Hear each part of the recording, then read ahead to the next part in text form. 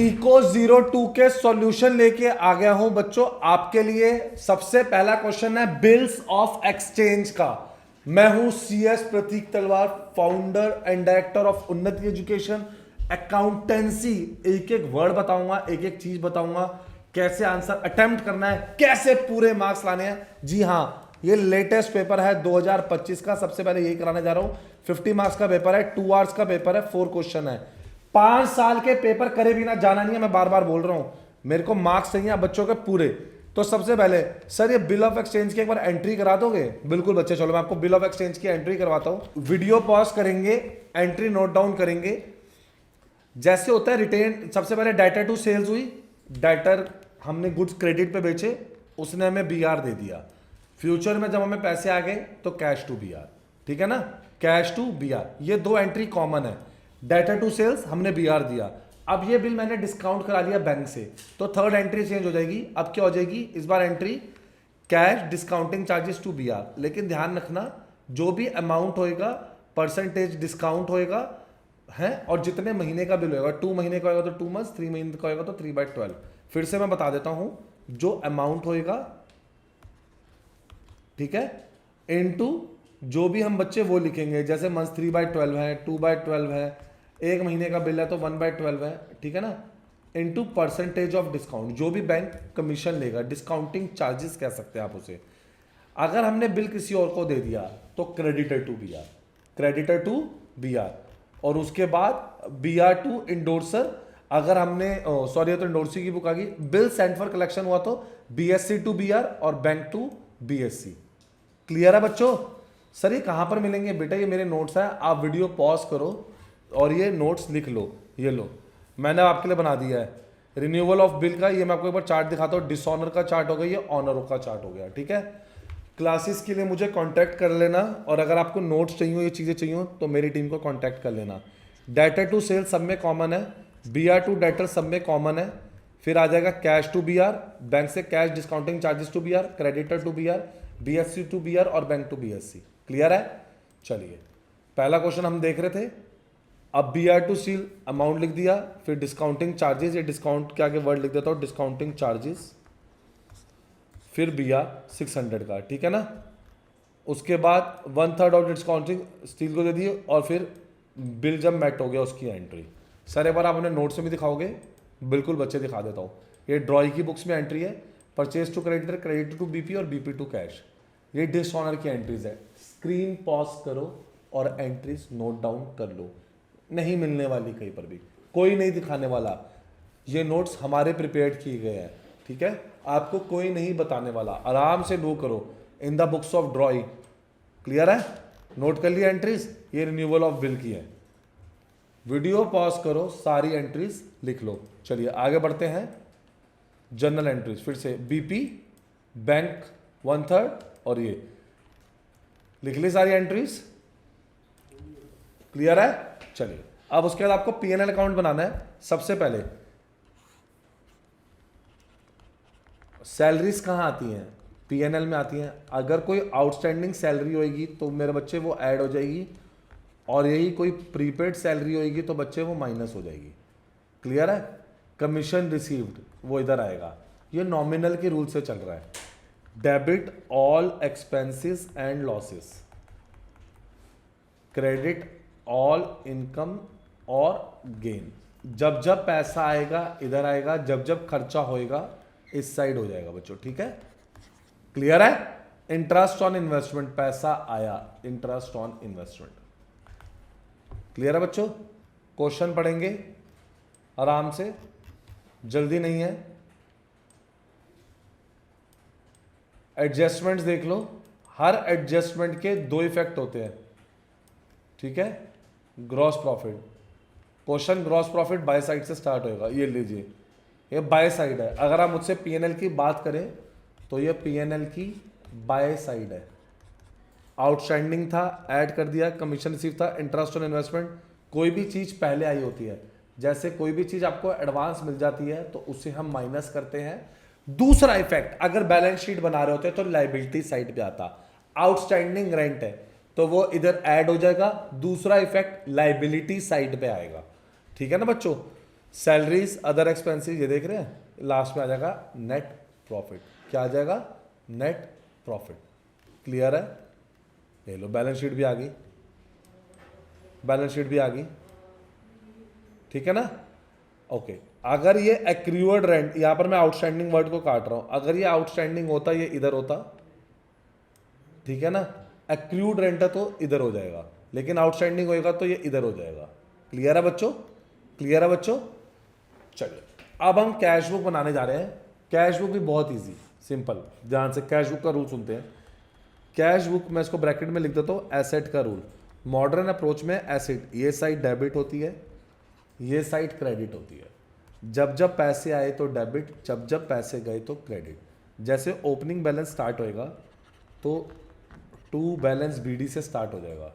जैसे डेटर से पैसे आए, ठीक है ना, तो टू डेटर लिख देंगे। क्लियर है? कैश पेड टू क्रेडिटर किया तो बाय क्रेडिटर लिख देंगे। सर कैश वर्ड नहीं लिखेंगे, नहीं, कैश बुक में कभी भी कैश का नेम नहीं आता। कैश परचेज करी, ठीक है, ओके, तो टू परचेज कर देंगे। अगर यही अब क्या कहते हैं क्रेडिट परचेज होती तो ये एंट्री नहीं आती, क्योंकि एंट्री क्या बन जाती? Purchase to creditor. कोई भी एंट्री करने लगो पहले उस एंट्री को सोचो, अगर वो उधार की एंट्री है, उसमें कैश इन्वॉल्व नहीं हो रहा, तो वो एंट्री इसमें आएगी ही नहीं। क्लियर है? इंटरेस्ट ऑन इन्वेस्टमेंट, पैसा आया bye interest on investment. Drawings salaries, पैसा गया, टू ड्राइंग्स टू सैलरीज। चलिए आगे बढ़ रहे हैं।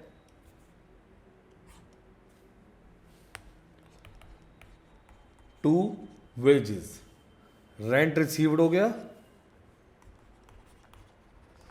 Bye rent received. Additional capital to capital, ये फिर खर्चे आ गए, rent rate and taxes to rent rate and taxes. Furniture purchase किया to furniture. Closing balance by balance CD करके आ जाएगा, ठीक है, ओके। सारा कैश अकाउंट बन गया। जैसे मैंने बताया था, मिसिंग फिगर कैलकुलेट करनी थी, दोनों साइड का टोटल करेंगे, जो भी इधर बैलेंसिंग फिगर बचेगी, मैं लिख के देता हूं, ये मिसिंग फिगर, ये एक तरीके से आई कैसे है,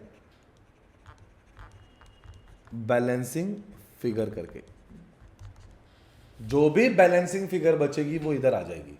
क्लियर है? रुको एक सेकेंड और, पहले चैनल को लाइक और सब्सक्राइब करो। अब तो चैनल को लाइक और सब्सक्राइब करो, क्योंकि किसी ने नहीं दिखाए होंगे इतनी मेहनत करके आंसर, और आपसे एक बेल आइकन नहीं दबाया जा रहा, लाइक नहीं दबाया जा रहा वीडियो को। इतनी मेहनत कर रहे हैं मेरे बच्चों आपके लिए। कमेंट सेक्शन में बताओ कि किस पे सॉल्यूशंस चाहिए। ये देखो, आप देख रहे हैं कॉन्वोकेशन की सबसे पहले वीडियोस आई, कोई भी अपडेट आया हम सबसे पहले लेके आए हैं। ये देखो शॉर्ट्स में जनवरी की कोई भी अपडेट, जॉब की कोई भी अपडेट आई, हम लेके आए, सबसे पहले हमने अपडेट दिया आप लोगों को।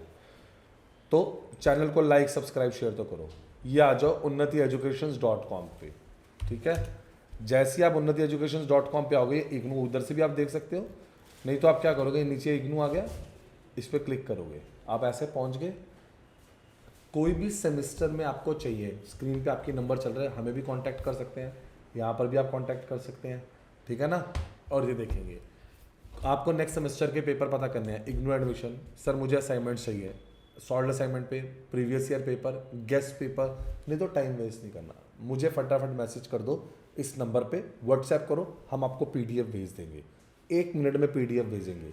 क्योंकि मैंने फिर बोला है सर नोट्स चाहिए, पीडीएफ भेज देंगे बच्चे, ठीक है ना। कुछ नोट्स हमने लगा भी दिए हैं, ठीक है, इन प्रोसेस है।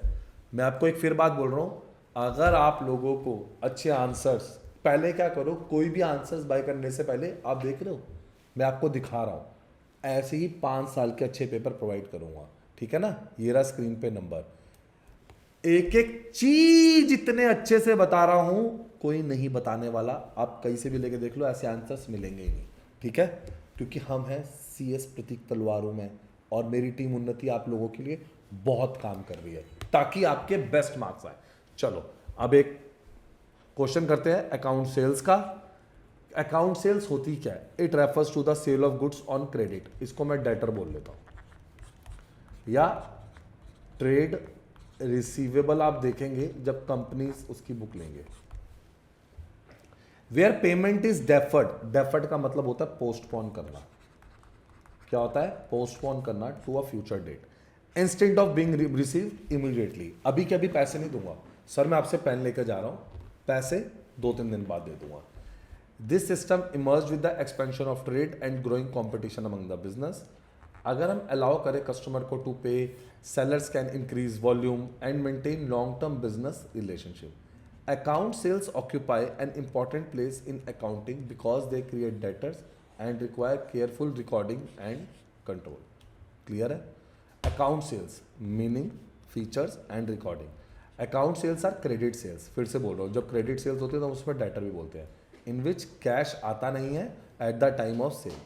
क्रेडिट नेचर की ट्रांजैक्शन होती है। The buyer is allowed a specified period, उसको एक टाइम पीरियड दे देंगे ताकि वो हमें पेमेंट करे। Debtor relationship, purchaser become a debtor of the seller. अब मैं डेटर है और उनके लिए एक बंदे के लिए क्रेडिट है, एक को पैसा देना है, एक को पैसा लेना है, देना है। ध्यान रखना ट्रेड रिसीवेबल, कुछ बच्चे मुझे कमेंट्स में बोल रहे हैं ट्रेड रिसीवेबल, बच्चे ये कंपनीज एक्ट है, ये कंपनी की बैलेंस शीट में वर्ड यूज होता है, कंपनीज एक्ट में होता है। अकाउंटिंग एंट्री क्या होती है? Customer account is debited and sale account is credited. ठीक है बच्चों। आज सेल, कोई भी सेल्स का इनवॉइस, इनवॉइस होता है बिल। इनवॉइस किसको बोलते हैं? बिल को। It is prepared as a documentary, कोई प्रूफ तो होना चाहिए। No bill of exchange is drawn on account sales. ठीक है ना, कोई बिल ऑफ एक्सचेंज नहीं हुआ। Risk of non payment, possibility होती है बैड डेट्स की। बैड डेट्स क्या होते हैं? When a debtor become bad, आपको पैसे नहीं मिल रहे, बैड डेट। कॉमन प्रैक्टिस क्या है? Widely use to boost sales in competitive markets. Controlling requirement क्या है? Proper monitoring of debtor is essential, जरूरी है। अकाउंट सेल प्ले करता है एक vital role in modern business transaction. ये हेल्प करता है expanding sales and strengthening customer relation, but इसके अंदर एक risk also involve credit risk.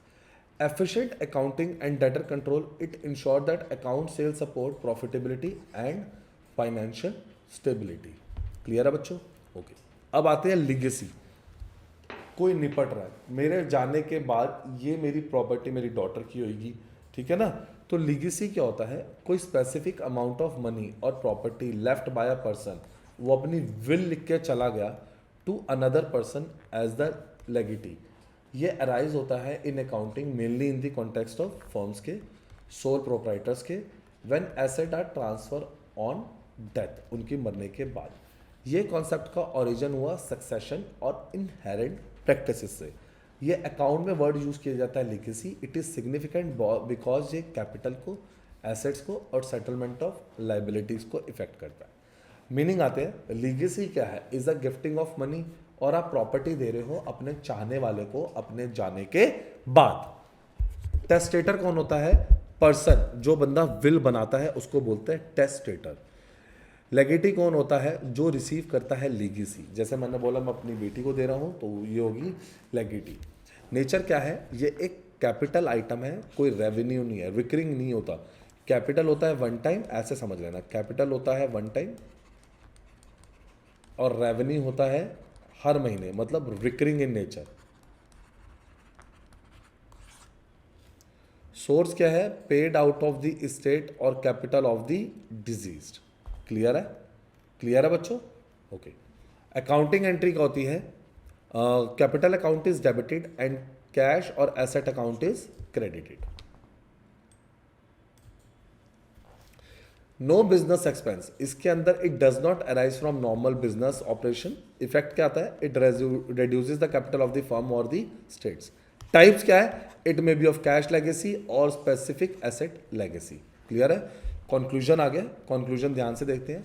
It represents a non operating adjustment in account arising from inheritance.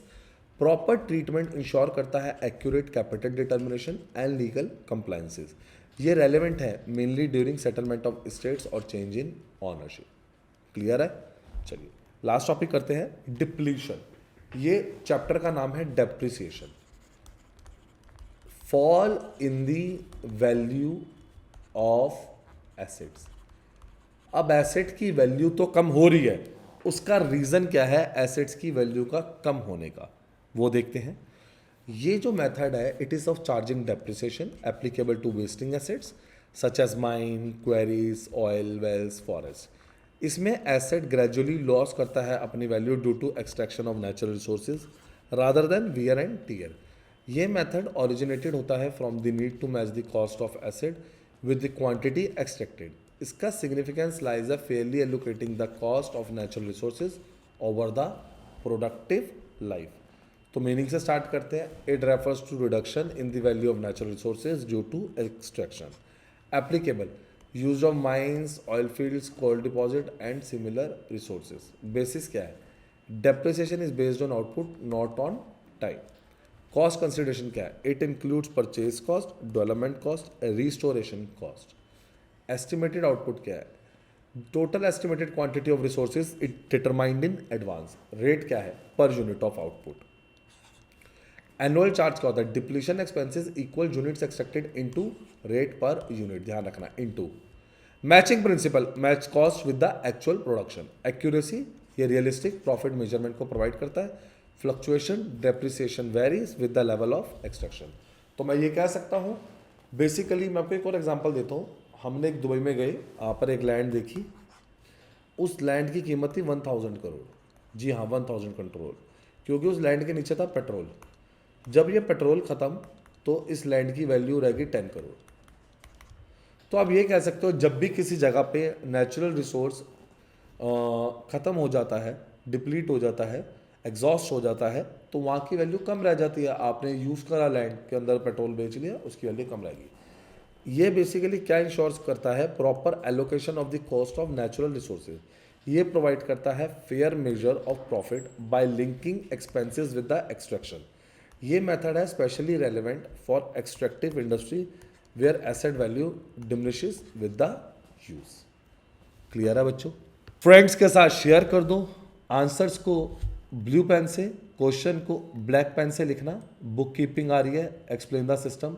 Systematically transactions को record करेंगे, इसको बोलते हैं book keeping. Systematically, day by day.